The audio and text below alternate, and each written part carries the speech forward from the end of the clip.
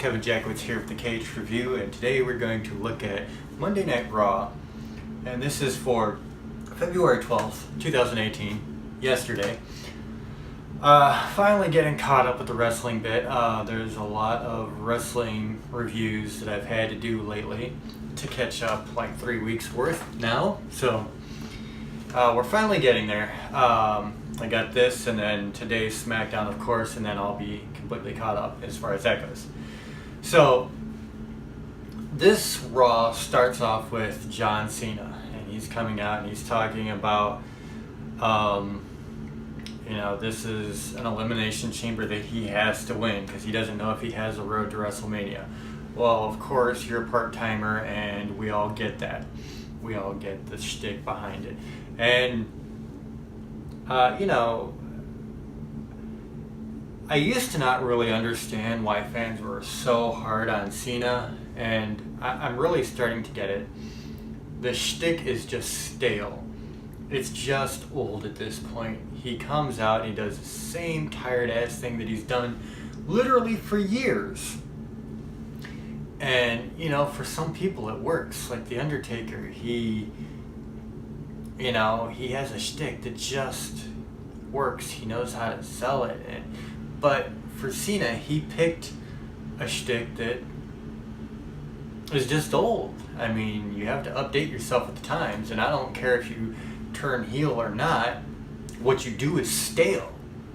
And so that's kind of how I feel about him at this point. I give him all the credit in the world for trying to expand his move list. People, always talk about his 5 moves of doom. You know what? I've seen the guy try a lot of different stuff. I've seen him do the suicide dive. I've seen him do, honestly, some pretty talented moves. So I'm not going to say he's terrible as far as that goes. And he's hellaciously good on the mic. You cannot take that away from him. But yeah, he's just old. So he gets interrupted by Miz, who is saying that there's no way that John Cena is going to win the Elimination Chamber. He's going to win and then go on to beat Brock Lesnar, where John Cena points out a guy in the crowd that was actually laughing at that comment, saying that there's no realistic way Miz could beat Brock Lesnar. Of course, we all know that's true in real life. And so Miz goes to the fact that he's going to play on his brains to get him by. And that he does whatever he has to win. Which makes sense. So then you go into a match that gets set up because they're kind of having this back and forth. And then John Cena says, okay, well, let's have a match. And the loser gets spot number 1 in the Elimination Chamber, which Kurt Angle actually makes the match. It carries on. Cena gets the win, of course. Miz now has the first spot in the Elimination Chamber. So, not the greatest for him. Then Matt Hardy has kind of a short promo, and I've said in previous posts that I really don't like the direction WWE is taking this woken Matt Hardy thing. I don't like how everything's bright lights and shiny and happy looking, and they're just trying to make it something that it wasn't, and it's not working. And they're not really pushing it the way I think they should, but that's just my opinion. The next match is the Revival against Gallows and Anderson, which is kind of a carrying on of the bit that they did last week with Finn Balor and Anderson taking on the Revival. The Revival got beat. This time the Revival get a win over Gallows and Anderson. It's kind of new and not really an important storyline for me, so there's not really a whole lot of vested interest in it. Decent match for what it was, but not much to really care about. So the Revival wins. Okay.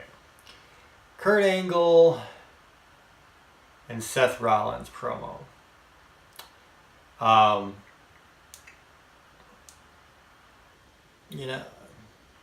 Kurt Angle, I don't know if he's coming back to wrestling. He has a hard time sometimes when he's stammering over his words. I have found that in the last couple of 3 weeks, he just trips over his words, and when you're doing a live performance, you know, he kind of loses himself a little bit, and it makes it hard when you're, you know, trying to get into a promo or something to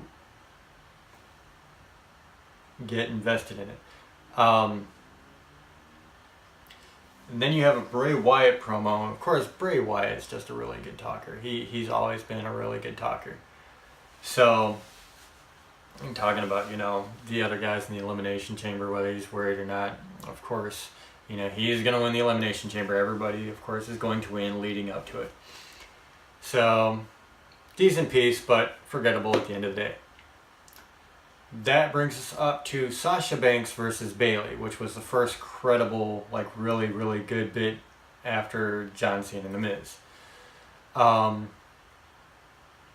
Decent match. I would say good, but not as good as either Bayley and Asuka or Sasha and Asuka in the weeks prior. Still good, but a little bit lacking from that match. But I mean, you know, those were a couple of stellar matches in my opinion. So everybody has their nights where they can't be, you know, 5-star matches. So you know, good match though. I give these two girls all the credit in the world. They bust their asses, and they have really tried to redefine what women's wrestling can be, and I applaud them for that. And they're definitely not the first, but I think with the push for the women's revolution, it's appropriate that it is leading off with the 4 horsewomen. I do think that is highly appropriate because they are all very forward-driven to make the women's division something more than what it was. And I like that. Bayley gets the clean win on Sasha. She does a Bayley to belly from the second rope, and I thought that was pretty cool. And then, of course, at the end, they have to bring in Nia Jax to build up the monster that she is. Oh God, I don't like Nia Jax. Every time I see her in a ring, I'm scared for somebody else. I just don't like how sloppy and messy she is in the ring. And I don't like how she puts everybody around her in danger. I just don't. And thankfully this week she, you know, didn't have any angles to where she could really screw something up. It was pretty straightforward.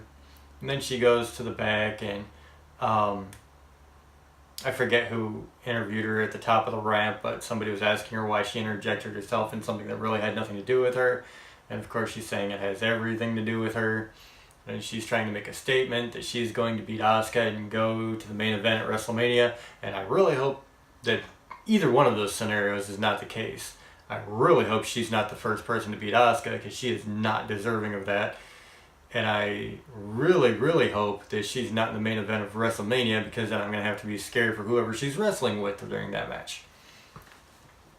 Sorry, that's just how I feel. She could screw up basic moves in a big way. Don't like her. So yeah, forgettable promo, and that's that.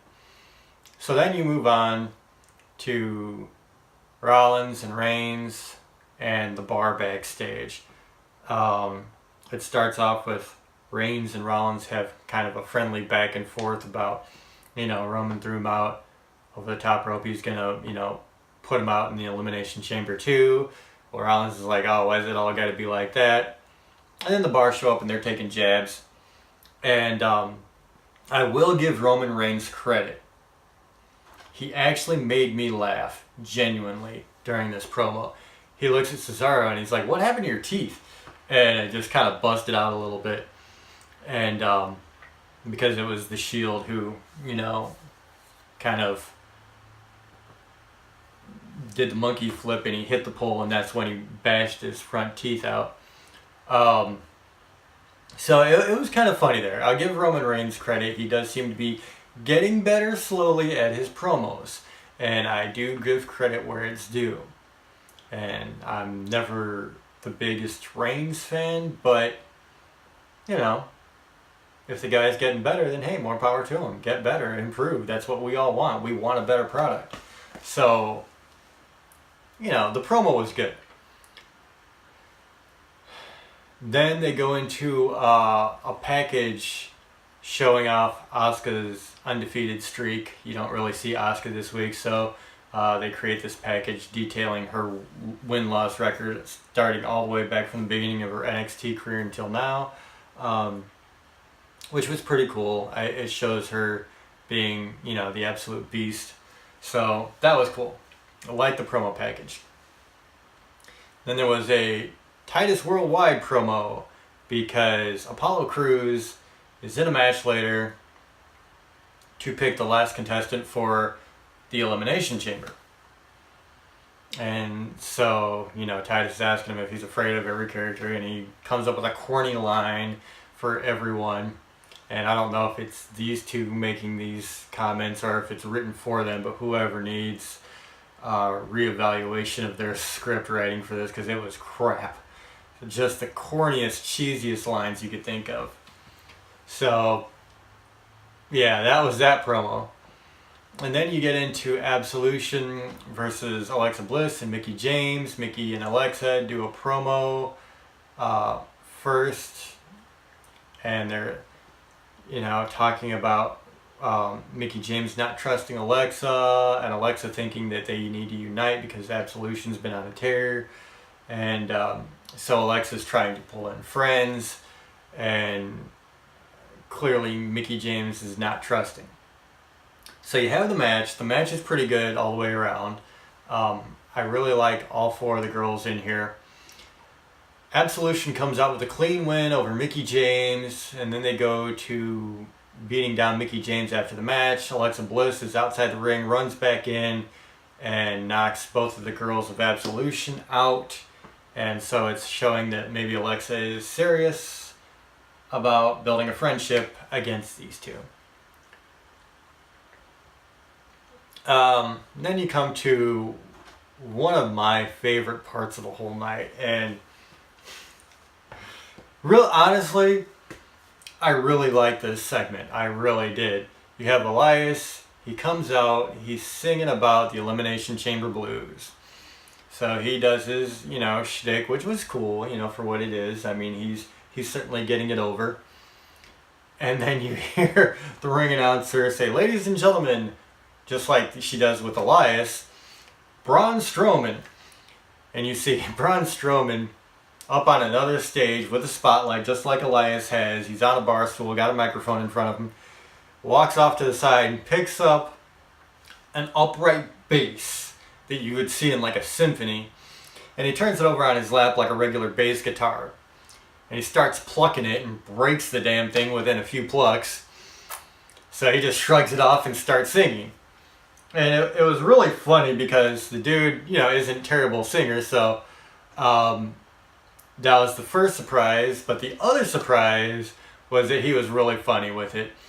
And he's talking about how after the song's over, Elias is going to get these hands.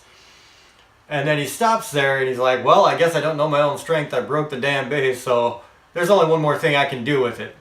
Walks to the ring. Elias talks him into putting his bass down, and while he puts the guitar down, Strowman goes to walk through the ropes. Elias attacks him. Gets him kind of bent over. He runs to grab his guitar. Elias does. Goes to smash Braun. Braun catches him by the throat, says, "You're not going to do that again," and just clubs the hell out of him. Really hard hit, which was kind of funny. And then he does the running power slam. And Elias is slowly crawling back up the ramp. Braun Strowman gets out of the ring, grabs that bass, and follows him all the way up to the top of the ramp, where he just demolishes that bass on Elias's back. So just a great segment. It was funny. It showed a different side of Braun Strowman. I think that's really good. It's letting him connect with the audience. The audience really responded with the line, "Get these hands." They started chanting it. So it really was cool. It was something that was very well done. After the Reigns-Rollins The Bar promo, you knew that Reigns was going to fight Sheamus, and that was the next match. And honestly, to be very fair to both guys, I really like Sheamus. I always have. He's a really big guy that can move a lot better than most guys his size can. So I give him all the credit in the world. He is an absolute monster, and he's a great brawler. For his type, brawler, I think that he can pull off moves that a lot of guys his size just can't, because that's a lot of weight to carry around and move like that. So I've always liked Sheamus, and I think that Reigns is another big guy that's just super athletic. Like I said, to give him credit where it's due, I don't think he's had a match where I haven't been entertained. I'm not going to say he's a great wrestler, but he's good at what he does.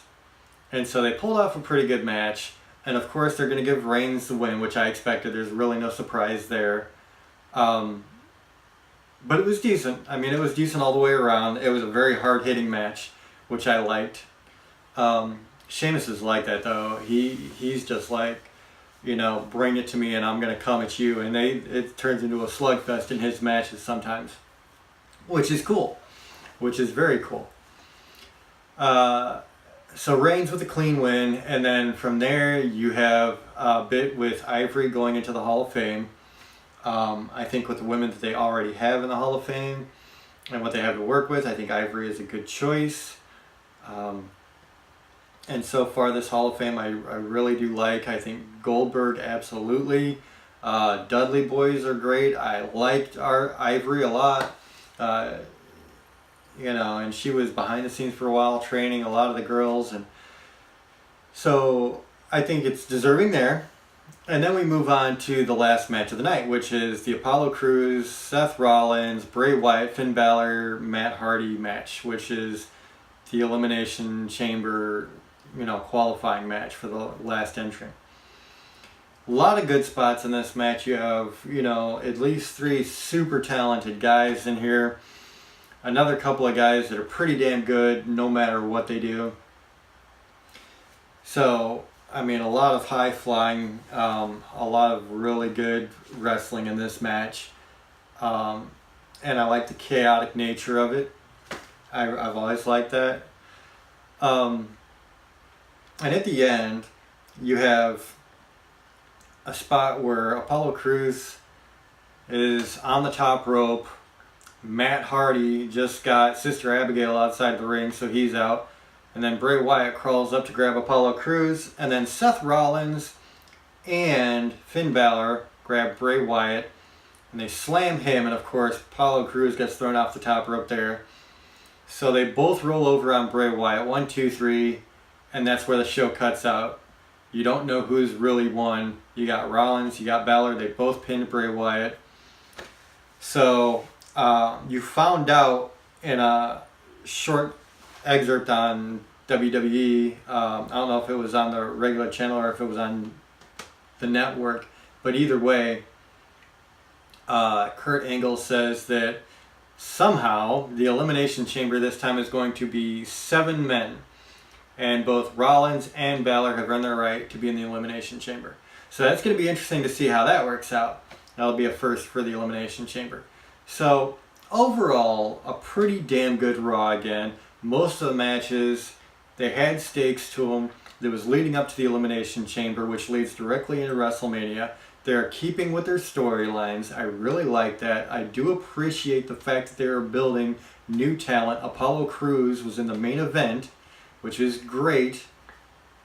Apollo Crews, I don't think has had enough of a push yet. The guy is super athletic.